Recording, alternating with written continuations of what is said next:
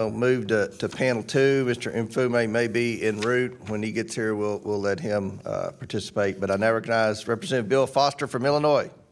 Thank you, Chairman Comer, Ranking Member Garcia, and members of the committee. I'm here today to request your support for H.R. 6571, the Responsible and Ethical AI Labeling Act, the REAL Act, which will require government agencies and officers to include a disclaimer on public-facing communications that are created or generated with artificial intelligence.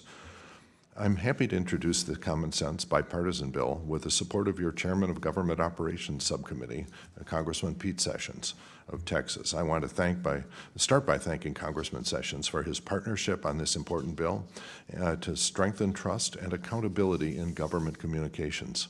In short, the REAL Act would require federal agencies and officers, from junior level staff to the very top, to clearly label any official content distributed through official channels that has been generated or manipulated using generative artificial intelligence. Specifically, it would require federal agencies and officers to label AI-generated images, audio, videos, and any AI-generated text that is not reviewed by a human prior to publication. The Office of Management and Budget would be tasked with developing uniform rules for labeling AI content across the agencies to ensure that labels are clear, prominently displayed, written in plain language, easily understandable to the public. Each label would clearly inform the reader that content was manipulated with AI and include a brief description of how the content was changed and which tools were used. This bill includes certain exemptions that are meant to protect the internal use of low-impact AI tools by federal agencies and to protect personal communications of federal officers that are unrelated to their official responsibilities. First, agencies will not be required to label AI content that's circulated internally and not intended for public release.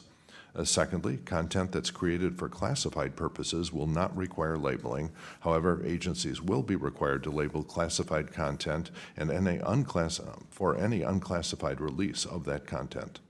Thirdly, the bill exempts basic graphics and visual elements such as text overlay or formatting and minor visual adjustments such as brightness or cropping if those adjustments do not materially alter the meaning or context of the underlying content.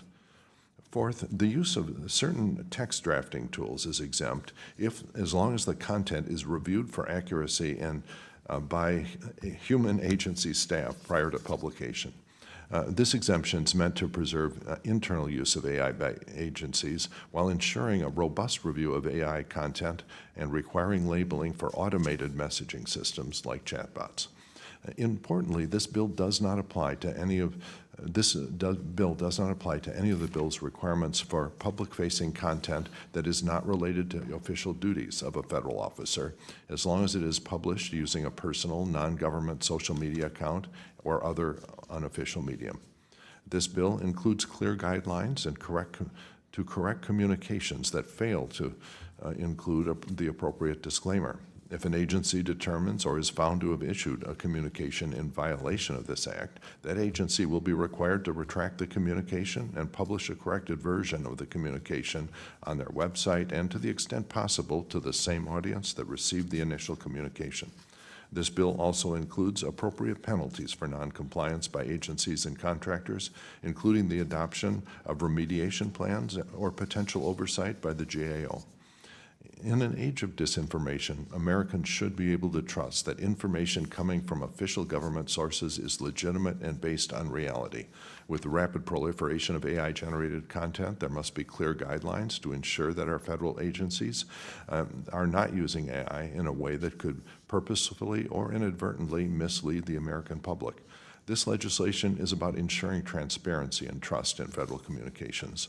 The REAL Act does not prohibit the use of AI or the distribution of AI content. It simply requires official channels to clearly indicate whether the content being shared has been created or altered using AI.